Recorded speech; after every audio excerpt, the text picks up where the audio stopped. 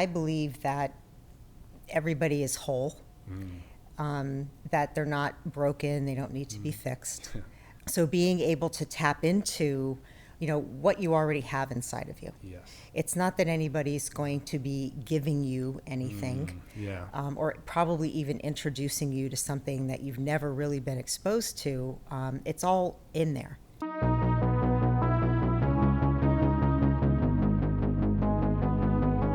All right, so welcome to the Indigo Rising Podcast. Today my guest is Kathy Vervan Bugglin. I'm so happy to finally get to sit down and talk with you. And for people who don't know who you are, you're a Reiki master, you're a life coach, you're a facilitator, you do so many other things, but you said you describe yourself as an artist of the soul, which I think is pretty accurate. So I'm so happy to finally get to sit down and talk with you because I have so many things I want to talk to you about.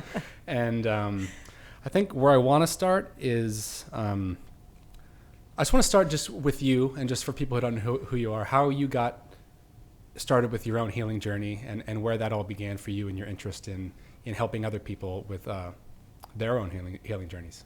Absolutely. And it is such a pleasure to talk with you today, Luke. So where did my healing journey begin? Oh, gosh. So many years ago, I can't remember. I think that anything that I did in my life, when I really look back at it, I think really my interest was always there. I will say one of my first jobs would be in cosmetology. Okay.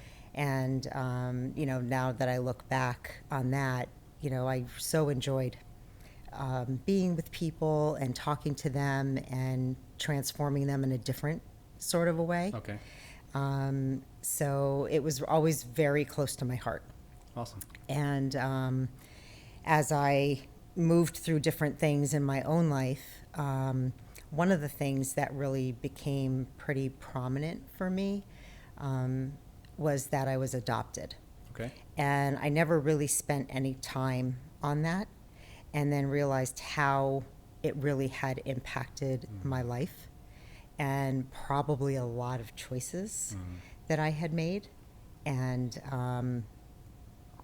so I kind of weaved in and out, I'll say, of that. And when I became a life coach, which was the first thing that I did after being in corporate America, I would say that I focused on that side of it. My first concentration was as the adoptee coach. Okay.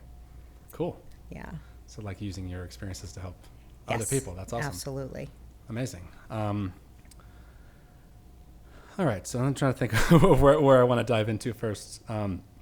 That's really cool. Anywhere. So I think what I've been trying to do with a lot of this is that I've found in my own personal life that my healing journey and my spiritual journey just kind of merged into the same path, and that I haven't really been able to distinguish which one is which. You know, that kind of over my healing journey, it has become this, the words for it and the labels for it is almost what I think stopped a lot of growth that was trying to happen naturally. And I'm just curious from your perspective that I want to talk about the concept of responsibility and how all this type of work helps people to take responsibility for their life and for their actions. And I'm just curious your experience with how taking responsibility or empowering people to take responsibility in their life, how that has kind of transformed things. Well, of course, first and foremost was learning how to take responsibility of all of my own thoughts and my own actions. And that really has developed over time and in all different sorts of ways. But, talking about responsibility, that really is one of the things that I would say the people that I work with, they really can notice it. And they've actually commented on it. Maybe even before I have even commented on it. Okay. And, oftentimes as human beings, sometimes we tend to blame, to point the finger at, to look at our past and always have reasons why, we shouldn't do something or we can't do something. But as people really start to hone in on themselves and look a little bit more in the mirror, then they can start looking at, well, maybe I'm not that who I used to be, and that I can start making some choices. Yeah. With responsibility comes choices as well, and it surprises me sometimes how many people don't believe they have any choice. Yeah. That's been a big thing, and I think for all type of, I guess, work where you're empowering people to know that there's another decision, I think that a big part that I've noticed with my own life, that a lot of people aren't aware that they have a choice, right? That they're able to take responsibility. Because I think a lot of the social narrative around that, because I've found so many of my own negative beliefs and negative programming where you just kind of assume just that's who I am. Like, that's just the way I can't do that. Until, for me, when I started to break through some of those patterns, and something that I never thought I'd be able to do, when you do something like that, it's just that once you do that, it's like, okay, well, if I could do that, then what else can I do, right? Yes. And it's like this liberating experience that you can't really even communicate it until you actually get that freedom, right? That freedom to be able to actually make choices on your own. But I agree with you totally. And so many times, even when, myself or someone that I'm working with, even when they would get to that place, or I would get to that place, and for a minute, it's almost like time stops, and it's like, what just happened, and then a lot of times what comes in is that fear of being able to do it again. So is it a one-time shot? Okay. Is it really believable? And a lot of things, as they happen, it kind of goes in that direction of, is that really believable? Can I really do that? Do I really have that strength? And where does that self-empowerment come from? Gotcha. So being able to, I always say, be a witness. A lot of times that's what I am. Okay. I get to be a witness to the transformation that someone's going through, so that I can remind them. Okay. And, encourage them, so that they feel that they can keep reaching a little bit outside of their comfort zone, right? Because we always hear that, for sure, right? Everything outside of our comfort zone is really it's just another step. It's just another step, but oftentimes we look too many steps ahead, and it's very debilitating. Yeah, a point you just made, I think, which is important, is how easy it is for you to see someone else's potential, right? But it's so difficult for a lot of us. I know for me, and many people I talk to, it's like, when we want to look in the mirror, it's like, well, I'm not going to do that. Right? It's like, oh, that person, why don't they just go? They're so good at that. Why don't they just do that? And then I find that when it comes to us taking personal responsibility for those same types of things, that it can be difficult for people, right? And it can be difficult to, I think it's just a lot of the programming of the way that we, again, not necessarily we were taught, it's just the way that we pick up on other people, right? As a kid, as a child, we're just absorbing everything. And if you see a lot of people that don't believe in themselves, you kind of start to just take that stuff in. You start to make that a part of your identity, right? Because absolutely, the identity piece, I think, is what a lot of the work that you're doing is helping people too, to create a new identity, or break free from these old patterns and beliefs that says they can't do something, right? Yeah, it's, I believe that everybody is whole, that they're not broken, they don't need to be fixed. And so being able to tap into, what you already have inside of you. Yes. It's not that anybody's going to be giving you anything, or probably even introducing you to something that you've never really been exposed to. It's all in there. Yeah. It's just been covered up with some debris. And, a word sometimes being used is maybe that, how we've been conditioned. Yes. We've been conditioned certain ways by certain experiences that we've had. And, but all of those experiences really, to me, are worthy. Yes. And they really do bring out so many strengths in us. And it really does help. I mean, from my own experiences, I always say this to, whether it be a private client that I'm working with or groups, that the times that I was on my knees, I would never change. and, that I learned the most from those times. But, when you're in it, it's very challenging to be able to see that. So to almost have a hand that's just kind of there, that that you can come out of that, and that when you are on the other side and you get to almost do a review, and look back on, we can get caught up in the story of the experience, and we can go back into that victim mode. But if we can really stand outside of it and we can look at what is the blessing that I received from going through that experience, no matter what. If it was the most joyous experience or the most heartbreaking experience or somewhere in between, and being able to really look at the gift that's in that. And we can leave the rest on the floor, to be swept up. But to be able to take that gift or that blessing and actually then start to integrate that into our daily lives, that's how change happens. It's everybody wants change. Everybody desires change. Everybody says, I want it, I want it, I want it. But like, what are you really willing to do in order to have that change occur in your life? And I don't even know if change is the right word, really, because like I said, it's already something that's already there. It's just like you're unwrapping it, one more time. That you said so many awesome things there. One of the things I think is, I lost my train of thought for a second. Okay. just that we're whole. Yeah. I think that's something that was new for me. Like as of very recently, that I just never heard that. It's always like, how do I fix this? How do I fix this? It's always me trying to fix all of these things that aren't broken. So common. It's very so common. And I think that what you're reaching into is a deep truth, that it's not so much that we're not fixing our brokenness, because we're not broken in the first place, but it's a reframing and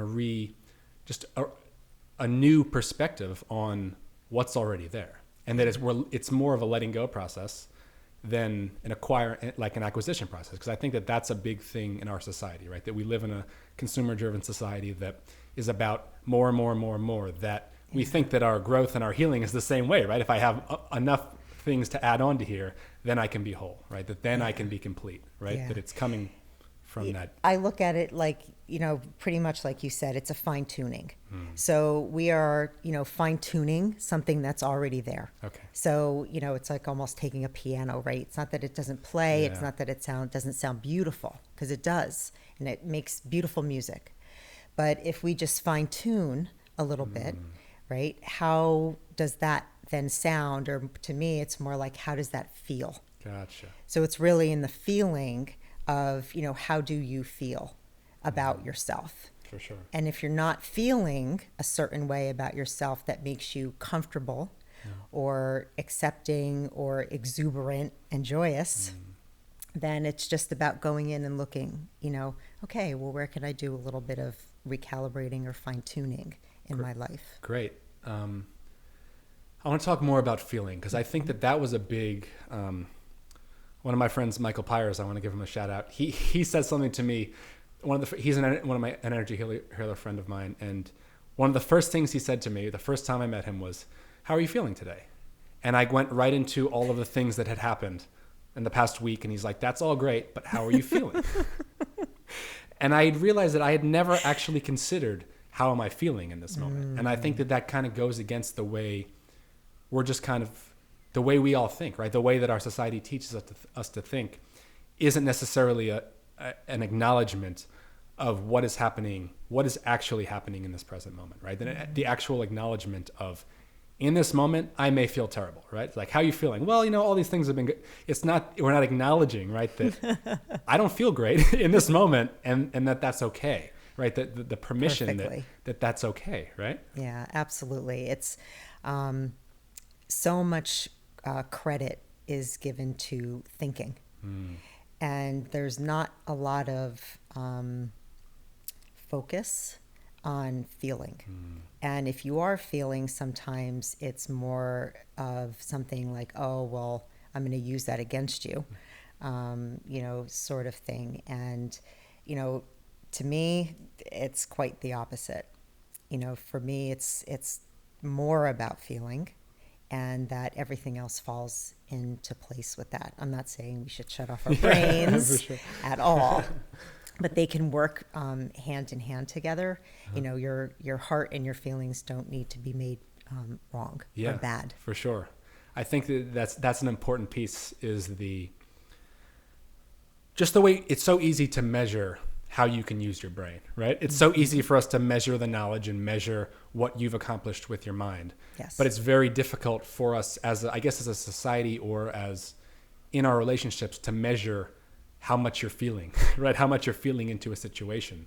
Because I found in my own personal journey that over the past couple of years, and more recently in the past several months, that the more I've gotten into a feeling mode and really addressing the feelings, that the thinking is almost like it's not as appropriate. Again, like you said, doesn't mean that you shouldn't think and you shouldn't use common sense, but it means that it's just this acknowledgement of whatever I'm feeling in the moment is what's actually guiding me, right? That those feelings, those gut feelings and that intuition, that pull towards something, that the more I followed that if I were to logically think it out in those situations, I wouldn't have made the same decision. And I found that when I logically try to figure everything out, it's always so many more steps versus I could have turned left here, but instead I make a big loop around the neighborhood and get on the highway and come back around, when it was just, all I had to do was turn left. I agree with you. I find for myself that the more that I allow my intuition to speak louder, than the thoughts that go through my brain, there's a lot less fear involved, and a lot less second guessing. And I really find that I feel like I really am being divinely guided. Amazing. And my gut intuition, the more and more that I allow it and rely on it, has really served me well. And I think that's such an important piece, that, like you said, the fear of that. And there's such a fear of fully trusting, right? Of fully trusting your intuition. Yes. And I find that even from a logical perspective, that it doesn't really make sense sometimes. Like even the fear is not logical. It's almost like I'm going against my heart and my mind, which is a funny situation to be in, because I think that it's just an interesting place, right? I found that lately, the more that I can trust that intuition, and I think it definitely requires quite a bit of unlearning. And that's, again, goes back to just the unlearning. In our society, that there's so much emphasis on learning and learning and learning and accumulating so much knowledge, that we forget that unlearning is almost more important. Let's say just as important. That it's not. It's important that we share knowledge with one another, and that we learn from the mistakes. That if you hurt yourself and you find that there's a way to not do that, that you should share that, right? That it can help you, may be able to help other people. But at the same time, what's coming to me right now is that those mistakes is where I've made, you said this before, that me making my own mistakes, that's where all the good stuff is, right? That's where all the lessons come from. Yeah, I actually don't even believe in mistakes, really. That's a revolutionary idea. They really are just lessons, everything that we do. And how often that people want to protect someone, right? They don't want them to go through certain things in their lives. But if it's kind of in your path, and if it's how you're going to learn, then why would you want to stop someone from learning? So in a way, it's about taking less control. A little bit more faith, less control. And allowing people to go through the experiences that they're going to go through.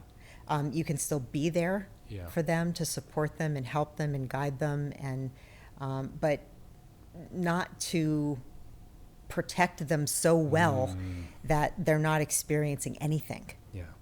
Because then, like I said, for myself, I look back and I wouldn't change those times. Exactly the same. It's funny now, like, as I said that and being like, wait a second, that's not actually true. Because I think that me looking back, that the most difficult times and the mistakes that I made were where those were the most valuable lessons. That when I was just, that not to say that you don't want to be in a state of flow and you don't want to be in a state of just knowing, but it's like to get into that space, that you fall down sometimes. And sometimes when you fall down, you go, oh, duh. You know, and you learn how to get back up. Exactly. And if you hadn't fallen down, you wouldn't have learned that same lesson. I think that is, you said something important, supporting people without overextending what their lesson, without controlling them and taking away from, because me thinking about this now, that I wouldn't want those lessons to be, you're saying the same thing, you wouldn't trade that, because that has made you who you are, and that's made me who I am. That those lessons, it's just such a powerful thing that you're almost robbing people of the ability, I mean, probably are, of their ability to learn through experience. Because I think that's an important piece, that the experience is what matters, right? The experience of, that the actual experience of going through something that you can read 1,000 books, right? But until you have that one experience, you go, oh, that's what I was always reading about, that it doesn't really matter until you've had the actual experience, right? To actually apply that to your life. Because knowledge not applied is not really, what do you do with it, right? Well, I often say that, to read a book is one thing, right? You can read 500 books and have a whole bookshelf full of books.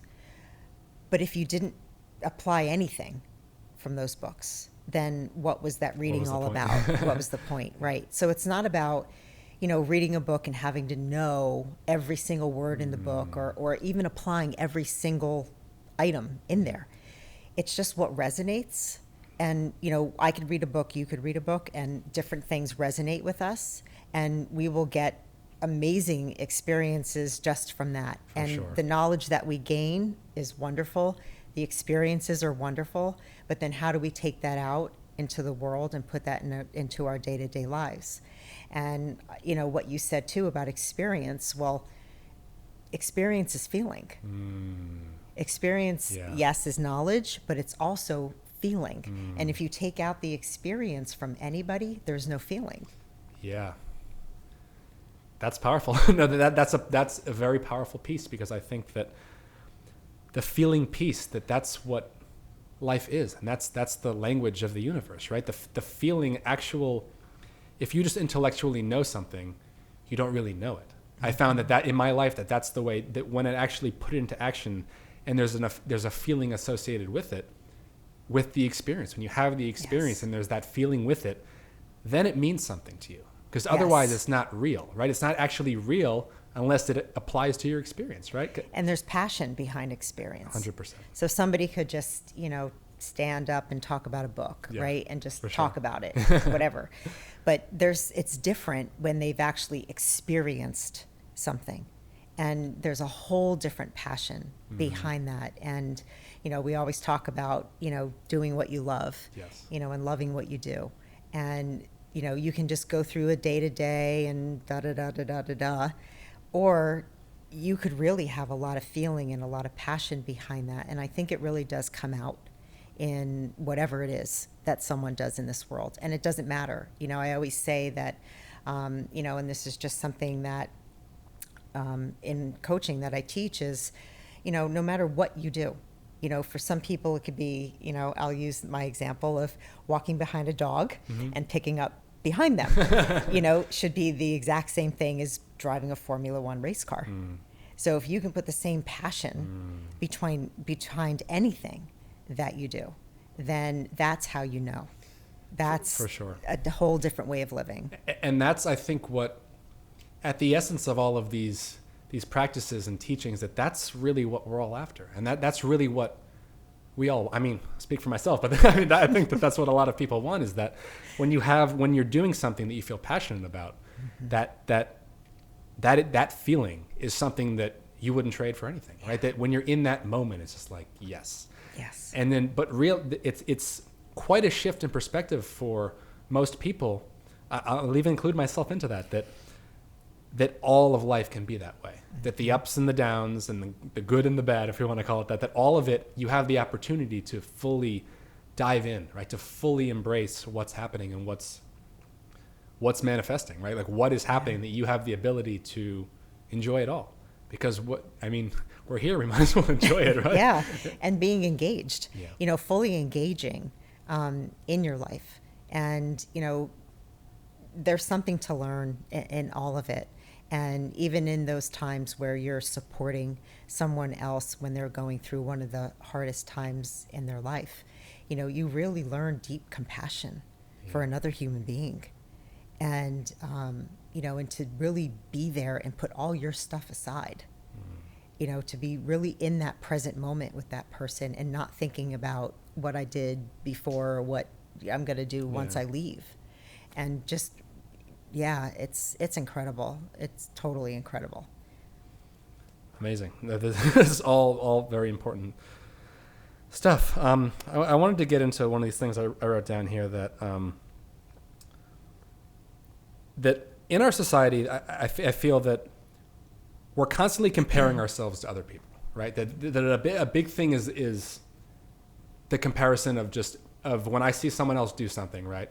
Someone else maybe in my field that I'm like, oh, like, should I be doing it that way, right? That there's that constant, that urge to want to compare ourselves to others. But I found that through meditation and through a lot of these different practices that have helped me kind of open up to who I truly am, have really helped me to discover who I truly am and discover what my strengths are and what my weaknesses are, right? Because I think that we put, the personality is a mask, right? In a sense that it's kind of a way that, I think Alan Watts called it's an acceptable model that we use to interact in society. Like that we found these lists of things that sounds like me, right? And then we kind of get really stuck to those, right? And we kind of use that to navigate society. We need it to some extent, right? But I found that in my experience that through all of this and really taking responsibility, like we were talking about earlier, that helps me to really find what my strengths are and almost equally as importantly, what my weaknesses are, so that I don't get stuck in going down things that I maybe don't need to be going down, right? That I find that when there's something that I find that I'm very drawn to and I have passion in, that I can pursue that I'm more of a use to the world if I am pursuing those things than if I'm just doing things for the sake of doing them, right? Yeah, absolutely. Creating your own identity and not looking to be exactly like a carbon copy of someone else. And you can see it a lot. I remember a few years back being in a store and, seeing a whole group of high school people come in and they literally had the same outfit on. And there was no uniqueness, whatsoever. And, I think that phase has passed for sure. But there's so much fear in uniqueness and, and saying how you feel or acting a certain way or being a certain way. And each person came here with their own unique, beautiful gifts. And if we are all a whole, as it's said, okay, so if we all are one whole, and if we all are not doing our part and being who we are, then where do the puzzle pieces fit? Yeah. Because we're actually changing the puzzle pieces along the way. So, and it's, I think, more challenging when you're possibly younger. I think it was more challenging for me too when I was younger. But then as you get more comfortable with yourself and you do start to have your own experiences and understanding that, your uniqueness fits in with somebody else. It's not supposed to be the carbon copy, but it actually fits in. I like that. So that we all are interlocking in a sort of a way. And to me, that's just beauty. That creates a whole picture. So if we were to, rise on up into the sky and look down where the stars are, we would really be able to see what it all looks like. And then be able to come back down and say, oh, okay, now I get it, right? But we don't have that opportunity to be able to do that. So we kind of just go through it, and we work it out and as best as we can.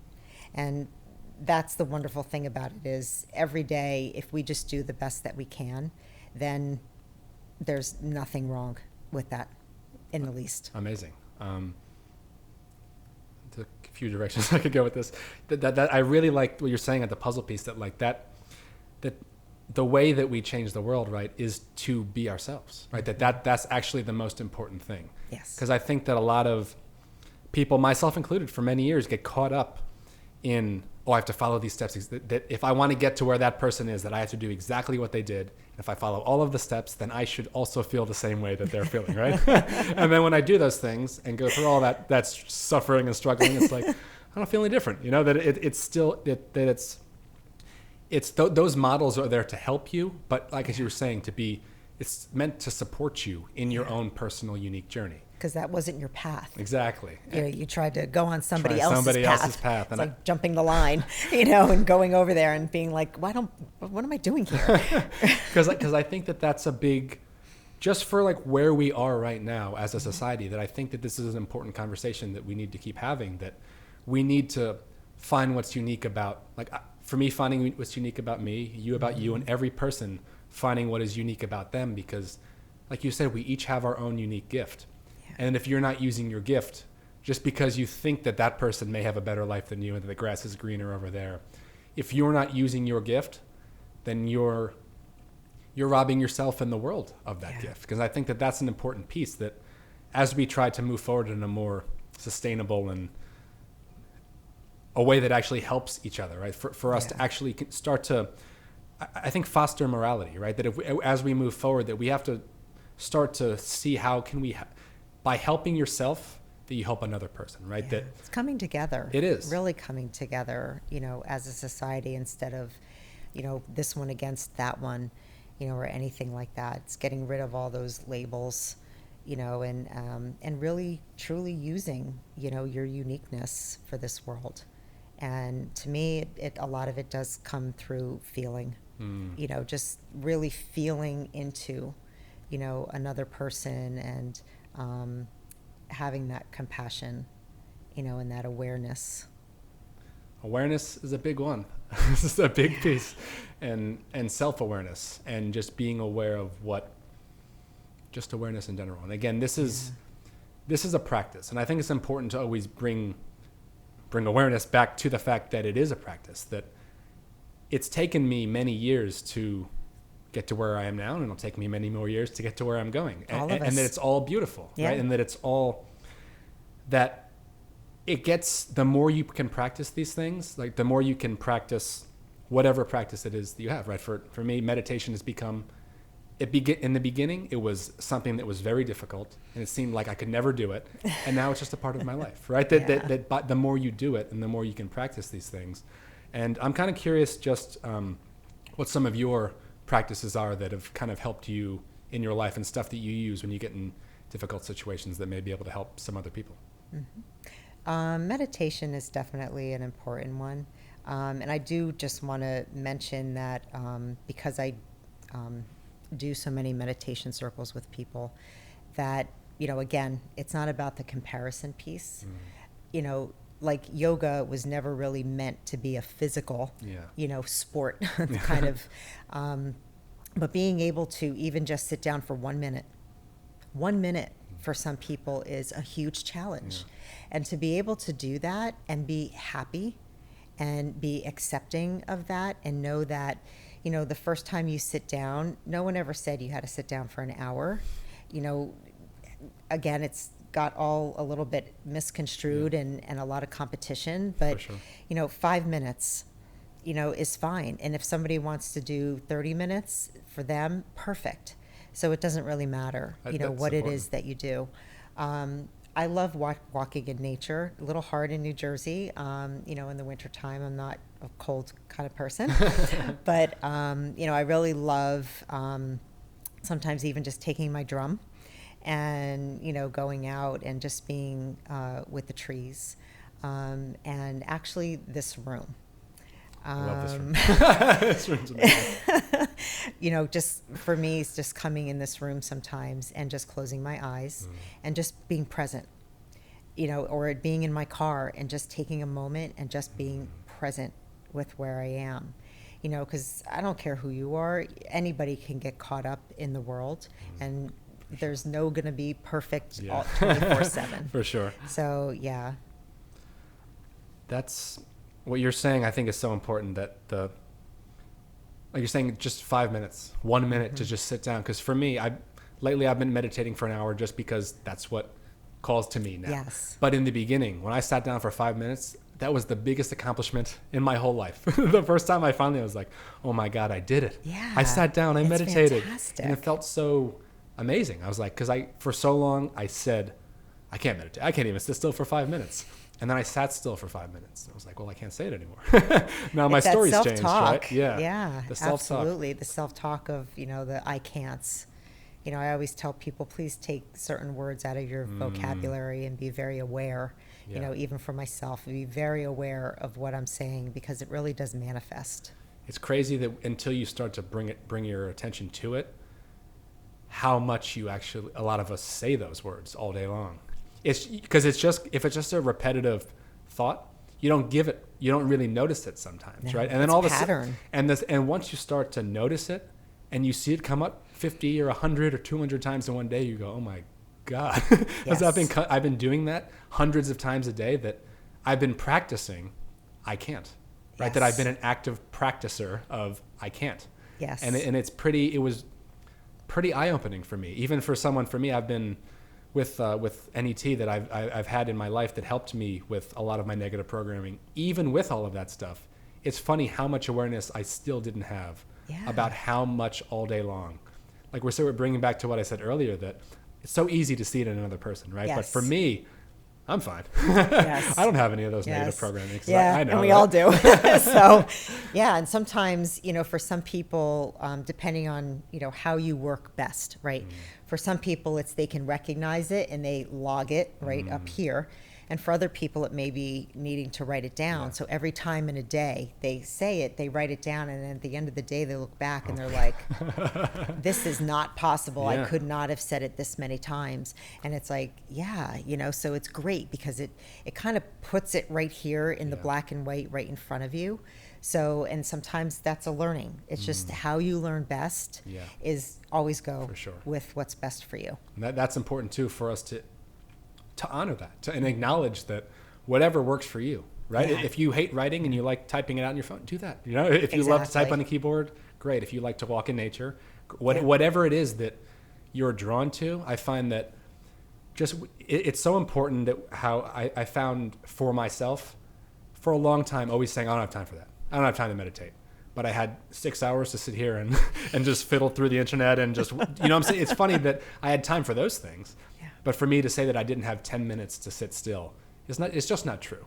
And I think it's important for whatever, maybe you don't want to meditate right now, right? Whatever Exactly. it is. And if, like you said, if just going for a walk outside or just playing with a dog or calling a friend, if that's something that gives you passion and joy, to follow that, right? To follow the passion and joy will always lead you in a good direction. And I think that a lot of it, for a lot of people, is retraining. It's a practice, like I said before, that Definitely. it's not just in 1 second, like, oh, now it's this continual just passion to want to find and find and fulfill your passion, right? It's the desire. As long as you have the desire for whatever it is, and really nobody should tell you that it's right or wrong. That's a big piece too. It may not fit for them. It may not resonate with them. But I always look at all the things that are created. And things that I like, how did someone think of that, right? But they had to be in a totally different mindset, in a totally different place in order for that, whatever it is, to be created. So it's wonderful that, they are introducing people younger and younger to like the possibilities of yoga, or the possibilities of meditation. And so at least it's, they're really bringing some different options and ideas into people's worlds a lot sooner. So they don't have to wait. I always say, gosh, if I was introduced to that, right, when I was 10, or whatever that is. But, again, I know it all happened perfectly. And, no matter what, everything was introduced into my life exactly at the time that it was supposed to. And I truly do believe that, and for everyone. That's a tough piece that I want to talk a little bit more about, that just acknowledging and trusting that things come to you when you need them, and that everything is, I think this is the hardest part. Like, again, nobody wants to hear that they're responsible for things in their life. That's the ego really hates that. The last thing the ego wants, and it can always win that argument that I'm not responsible for this, and to come up with you can argue with yourself, and all day long, and we do that, and it's just for helping with that, just for helping to just, the more I find for myself that I've been able to trust that, okay, I don't like the way this happened, right? I don't like the way that all of a sudden I needed to leave at this certain time and something got in my way, right? And then all these things didn't happen the way I intended it to. And then I show up 5 minutes later and I happen to bump into someone that I wouldn't have bumped into otherwise. Absolutely. And I feel like just having those things happen thousands of times in my life, that the more you just start to follow those things, that it's like, there's just so much more going on here than my ego wanted to believe, And it's just such I don't know if you have any to speak to just the way that the way the plan is there, again, because then we get into a more spiritual place and a more energetic place, that the data that I've gotten back in my life, applying these things, it's just things unfold in a way that I couldn't have ever possibly imagined they would. I completely agree with you on that. I was just talking to someone the other day, and I said, if anybody had told me, when I was back in corporate America, that, the things that I would be doing today, the work that I would be doing, and I would have thought they were totally out of their minds. And, but every time I let go of resistance and control is really when it happened. And, it even happened when I was resisting and controlling, because it's like, okay, we'll just push a little harder, and probably a really great example of that I can say is, while I was in corporate America and I knew that I wasn't supposed to be there anymore. I loved my job. I loved the people and what I did. But something in the back, just kept saying, okay, but this part's done. Yeah. You're done with this part. There's somewhere else. And I kept fighting it, and it was comfortable. It was close to home. And I was just like, no, just a little longer, just a little longer, And then life was like, well, guess what? Okay, you're not taking the hints, so we're going to give you the hint big time, And I was released from my job, with a lot of other people after a big company came in and bought us out. And, that's frightening, and that whole transition of what am I going to do now? And, dive right back into the same thing that I was doing. And I had that opportunity. And, I actually came home crying and, from an interview, and my husband was like, what's wrong? And, I was like, they're going to offer me the job. And he goes, one would think you would be happy, and I was like, but I know it's the wrong thing, but I don't know what it is, so it was this limbo, being in that stage of limbo and really taking that step, and just saying, okay, I'm going to take a step out into the abyss, the darkness where I know nothing. Yeah. And I'm just going to stand there and I'm going to weed around until something arrives. And I couldn't be happier, that I did that. But it's that intuition again. For sure. It's the ego was definitely saying, no, come over here. It's safe. Yeah. It's safe. It's cool over here.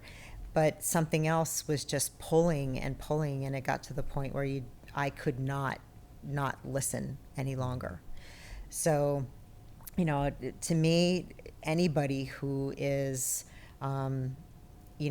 thinking about making a change in their life, just tune in, just tuning in and listening, to the signs, and they're going to show up in your eyes. They may show up in your ears. It may show up in your gut somewhere, even a smell, just different things that are drawing you. And, courage and bravery, definitely comes along with it, and finding a great support team, and whether it be one person or, however many. But there's always people out there. There's always people out there that, just want to be there for you, hold their hands out. Yeah. This is important to honor that intuition.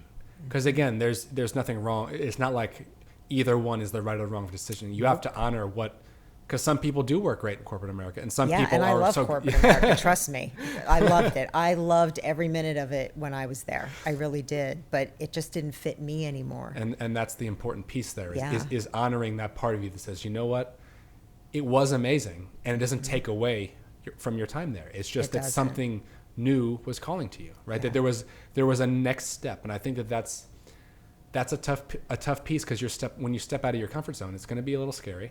Yeah. But I think what another piece I'm gathering from what you said is the support of other people, to not be afraid to ask for help. Yeah. And to look, and that there's so much support and people that do what you do that can help you and that help to support you in situations like this. Because a lot of times when you're in a situation like that, you probably have some negative self-talk and some negative programming that Absolutely. isn't going to let you. So if you can have someone help you work through those negative, it's going to make that transition a lot easier, right? If say you see this opportunity and you know it just feels so right, you're like, but I don't know. I feel like that's the time, if you don't have any support team, to seek someone out, to just ask for help. Because I found that a lot of us can be very proud, myself included, that I got this, I don't need any help. And then the second you get that little bit of help, you're like, why did I resist all this help?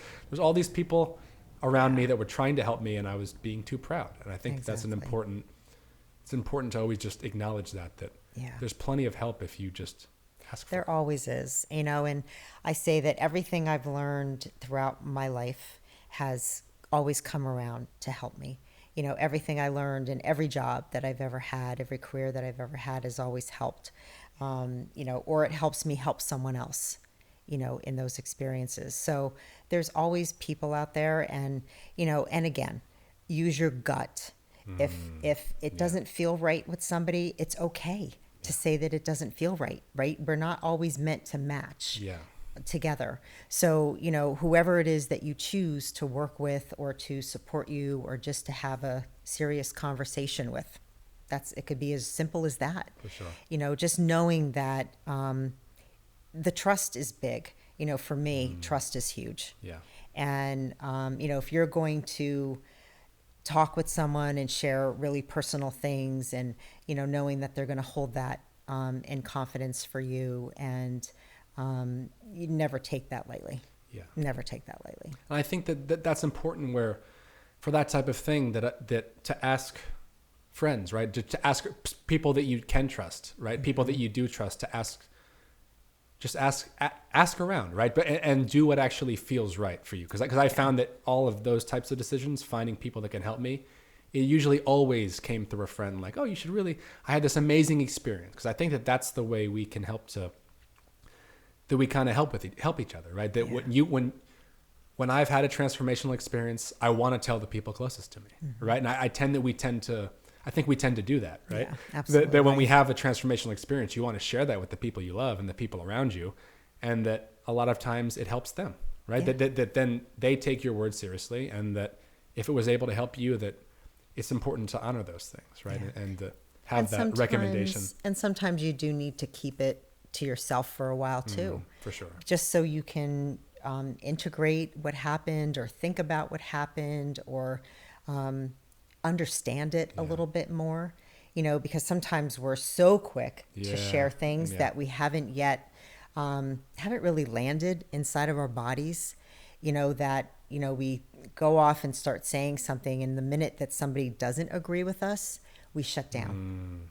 So I remember you saying that. Yeah. So just, spending some time with yourself as well, right? Because we can go out and we can ask a million people, but sure. You have to be okay with you first, and being really comfortable in your own skin, and maybe it's only one person that you can seriously confide in, or, 5, whatever that is for you.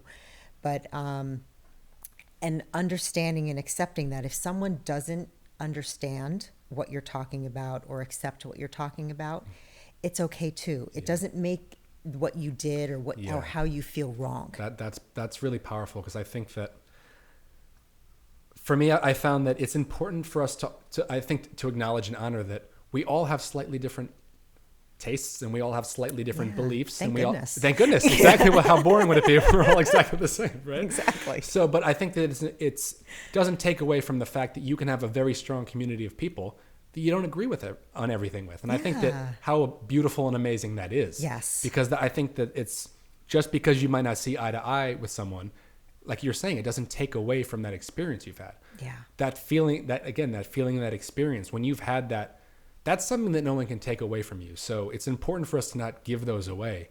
Because I think that a lot of times that's a tendency for a lot of people, right? That you have this amazing experience and someone says, oh, that's not possible. There's no way. You must have been crazy. And you go, oh, maybe you were right. And then you give away that powerful experience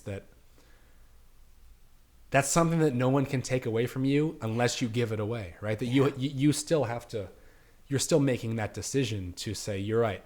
It didn't mean anything. But in your heart, you always know when something really resonated with you. And I think what you were saying in the beginning about feeling that I feel the part of the shift that's happening is part of us like shifting into that feeling mode, right? Yes, and to really trusting. And I see it, at least in my world, right? At least in my reality. So much. That there's so much more of a shift into the feeling, that so much more can come from that state, right? Yeah, absolutely. I love to hear, more and more I'll turn on the radio sometimes in my car and just hearing these amazing stories, about how somebody did something and helped someone else out and the feelings that are coming from that, the waves of feeling that come from a story. Yeah. And hearing that more and more, experiencing that myself more and more.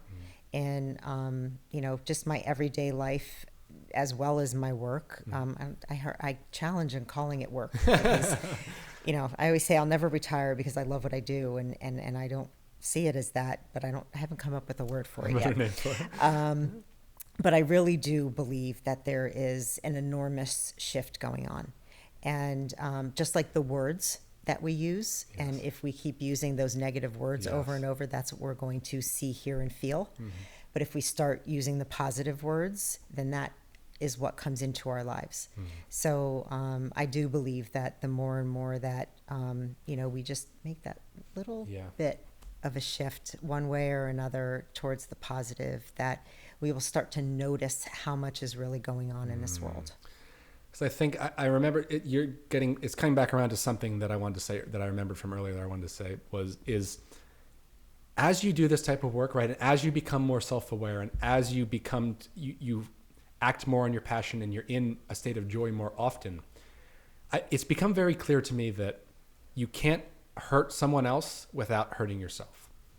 That the more self-aware you become, the more empathetic and compassionate you also become. That through this self-awareness that you, like I said in the very beginning, and the whole point of this podcast series is that I've found that through my healing journey that I've just started embodying these spiritual principles that I wasn't even intending necessarily on embodying. But it just seems that the more self-aware you become, you don't want to be hurt. So why would you want to hurt someone else? And I found that this is the way that I feel, that moving forward in our society, the more compassionate we can be towards ourselves, the more we're going to want to share that compassion with other people and extend that to those around us in the world.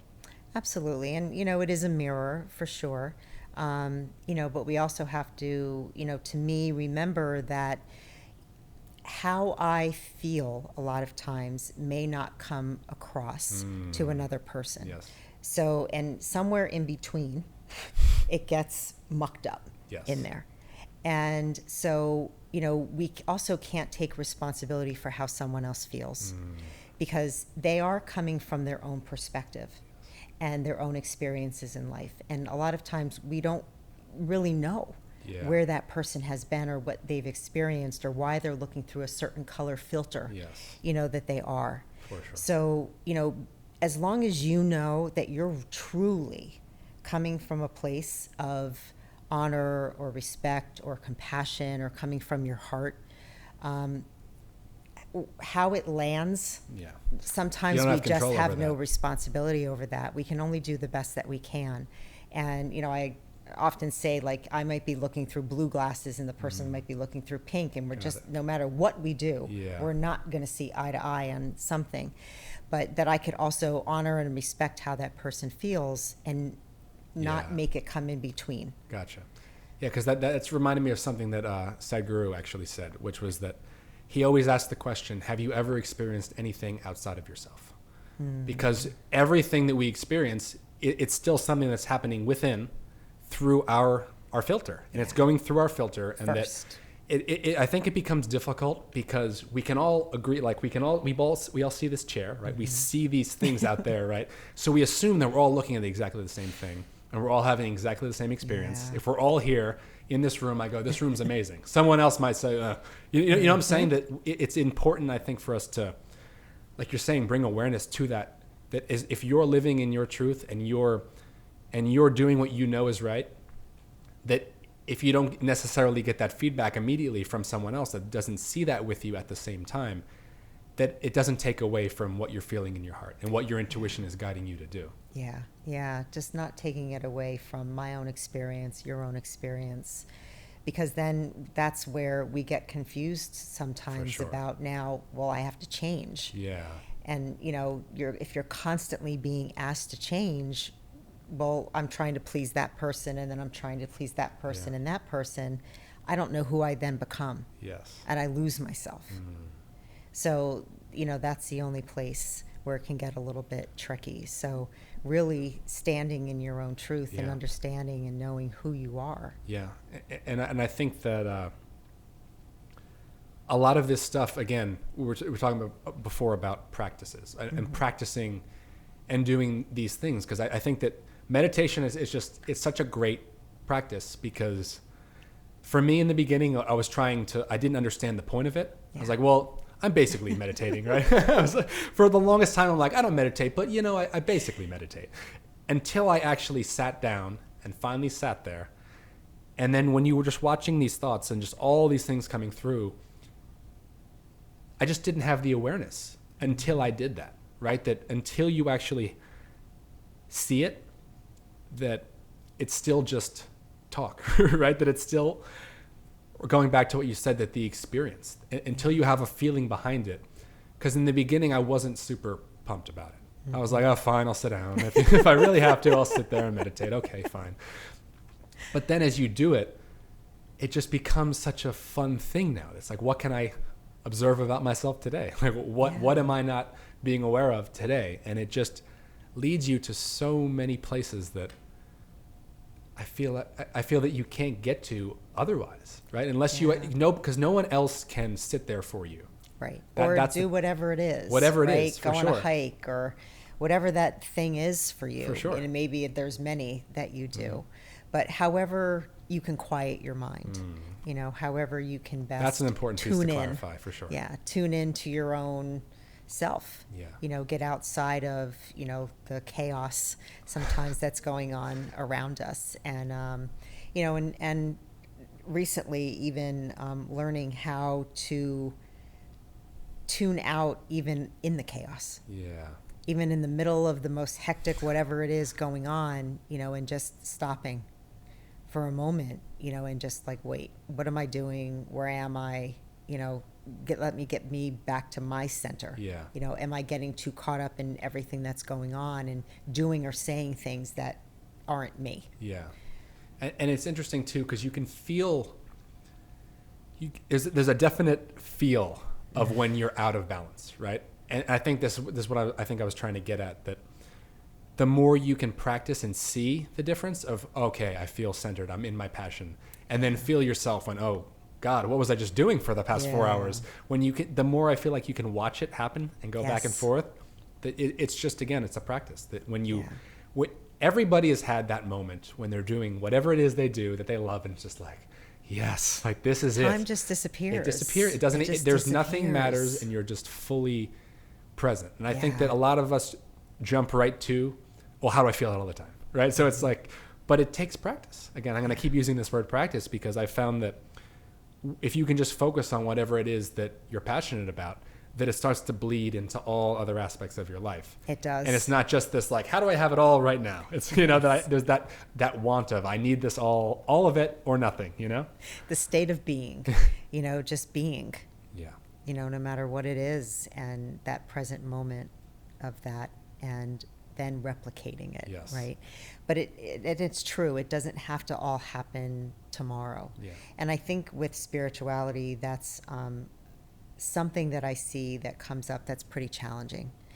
You know, somebody who has an easier time, I'll say, maybe being, you know, versus someone else. And then they're like, well, I shouldn't even try. I'm never going to get there. And, you know, so, okay, we're just beating ourselves up about something else. Yeah.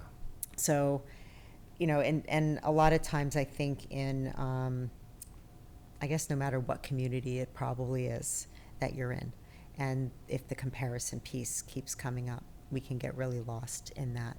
So, you know, being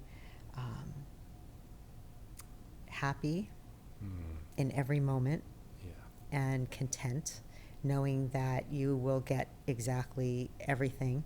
You will be exactly where you're supposed to be, and not a moment too soon and not a moment too late. And you're never going to miss it. Yeah.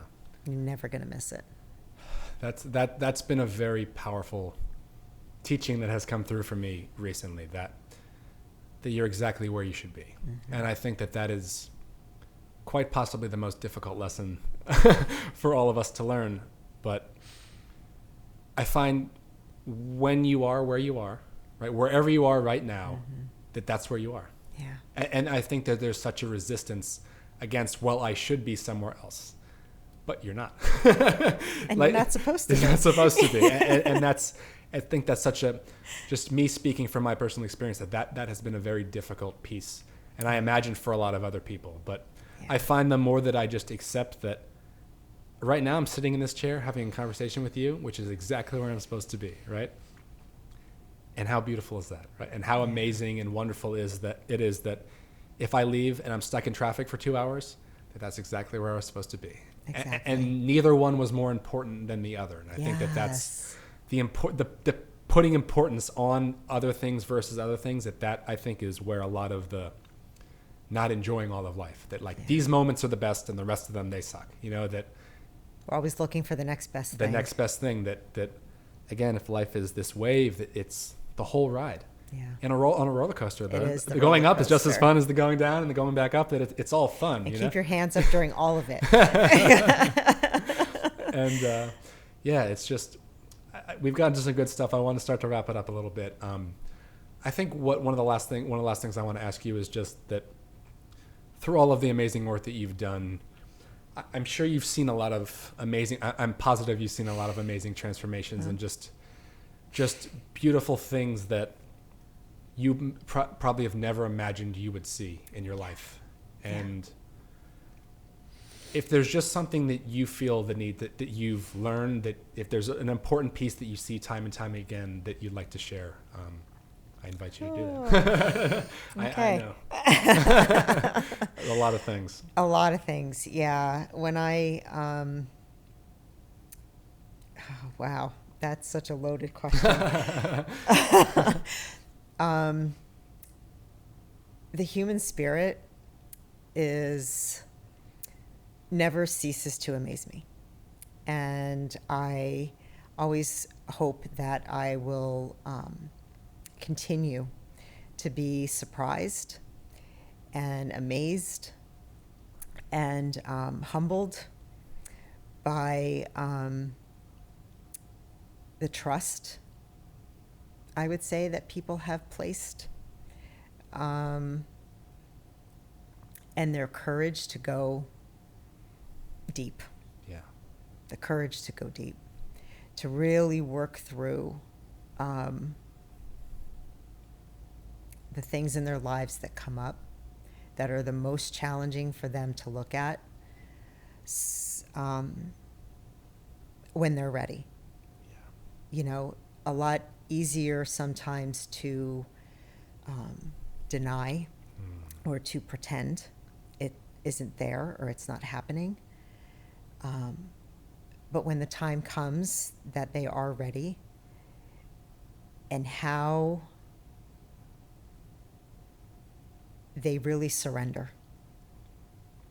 Great. Yeah.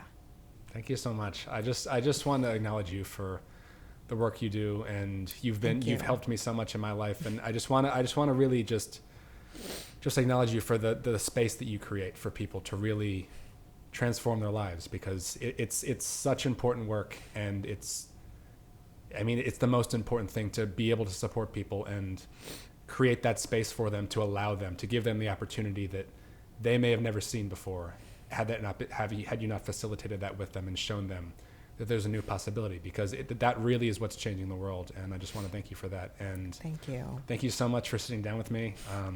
My pleasure, my honor. I could talk to you all day, and just thank you so much. And I'm sure we'll talk again sometime. Absolutely. And thank you for this opportunity. I really appreciate it. I'm so happy to be here with you. So that wraps it up for today, and until next time.